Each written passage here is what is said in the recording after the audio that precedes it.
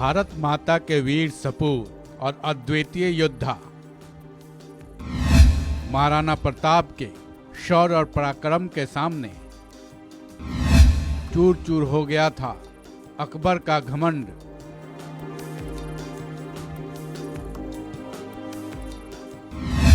चेतक पर चढ़ जिसने भाले से दुश्मन संहारे थे, मातृभूमि की खातिर जंगल में कई साल गुजारे थे।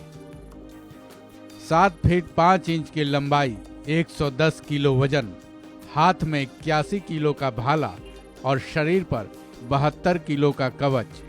चेतक पर सवार महाराणा प्रताप जब युद्ध के मैदान में उतरते थे तब दुश्मन उनके इस रूप को ही देखकर घबरा उठता था।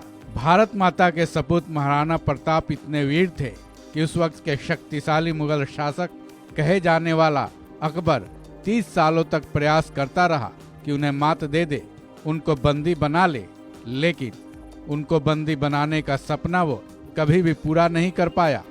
महाराणा प्रताप ने अकबर के घमंड को चूर चूर कर दिया था। विकट परिस्थितियों में उन्होंने घास की रोटी तक खुद भी खाई और अपने परिवार वालों को भी खिलाई थी, लेकिन उन्होंने अपने स्वाभिमान के साथ कभी भी समझौता नहीं किया।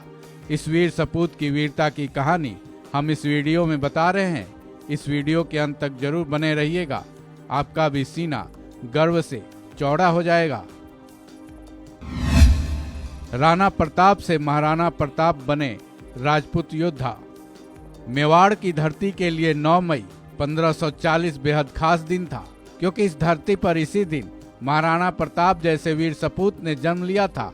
उनके पिता का नाम राणा उदय सिंह द्वितीय और माता का नाम महारानी जयवंता बाई था। बाल्यावस्था में उन्हें कीका कहकर बुलाया जाता था, जिसका मतलब बेटा होता है। कीका अपने भाई बहनों में सबसे बड़े थे। युवा होने के बाद वो राणा प्रताप कहे जाने लगे। हालांकि अपने मौत से पहले उनके पिता राणा उदय सिंह ने अपनी 20 रानियों में से एक रानी धीरभाई भटियानी के बेटे जगमाल सिंह को उत्तराधिकारी घोषित कर दिए थे, लेकिन जब राजगद्दी पर बैठने की बात आई तो उनके पिता के मंत्रियों ने जगमाल सिंह को राजगद्दी पर बिठाने से इनकार कर दिया, क्योंकि राणा प्रताप अपने पिता के सबसे बड़े बेटे थे। ऐसे में मेवाड़ के मंत्री ये चाहते थे राणा प्रताप ही राजगद्दी को संभालें। साथ ही जगमाल सिंह से हर क्षेत्र में राणा प्रताप बेहतर ही थे। मंत्रियों के जिद के बाद राणा प्रताप को मेवाड़ की राजगद्दी पर बिठाया गया, जिसके बाद राणा प्रताप महाराणा प्रताप बने। चेतक के बिना अधूरे थे महाराणा प्रताप। कहते हैं महाराणा प्रताप की वीरता की कहानी चेतक के बिना अधूरी है। इतिहास के जिन पन्नों में महाराणा प्रताप के नाम हैं, चेतक का नाम खुद ब खुद आ जाता है, क्योंकि चेतक में बहुत सारी खूबियां तो थी ही। चेतक जब दौड़ता था मानो हवा से बातें कर रहा हो।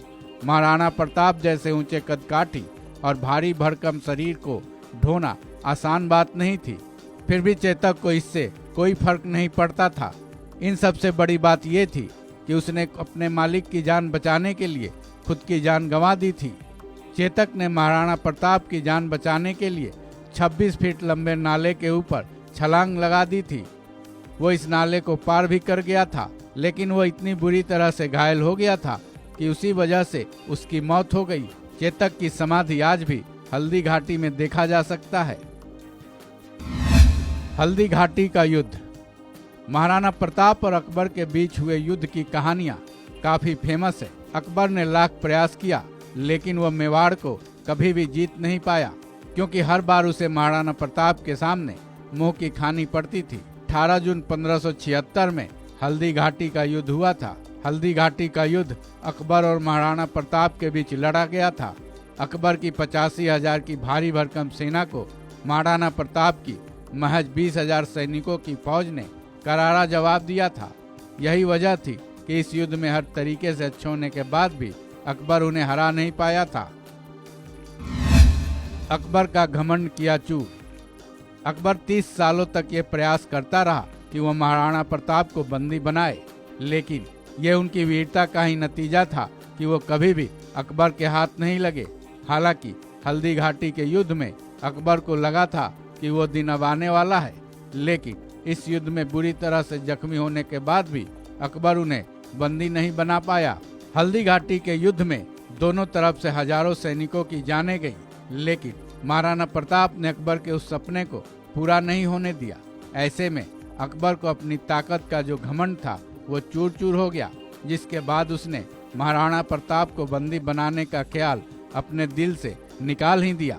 अकबर भी उनकी वीरता का इतना कायल हो गया था कि जब 19 जनवरी 1597 को महाराणा प्रताप ने मौत को अपने गले लगाया, तब उनकी मृत्यु की खबर सुनकर अकबर की आंखें भी नम हो आई थी।